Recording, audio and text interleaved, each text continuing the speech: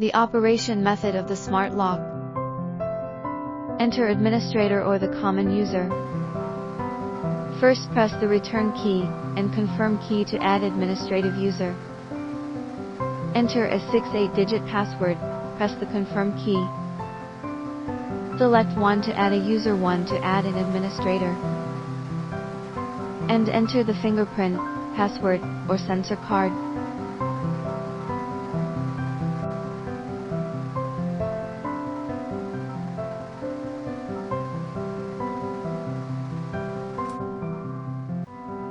How to connect to Avaya app with mobile phone. First press the return key plus confirm key, input the administrator password to enter the settings menu. Select 3 system settings. Then select 3 function settings. Select 1 network settings.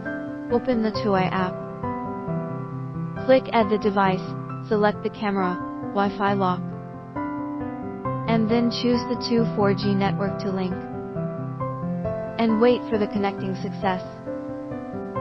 Connected. Press the lock doorbell and the phone will receive an alert to open the door and snap a photo. You can choose to open or not. Every time the lock is open, the message will remind you.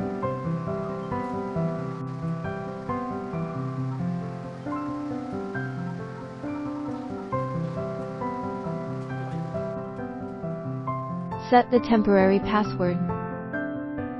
Find the temporary password in the app. There are one-time valid limited time temporary passwords. You can copy and send to friends.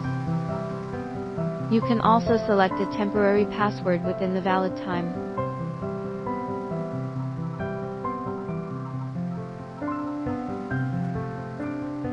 You can also see the previous lock opening records in there.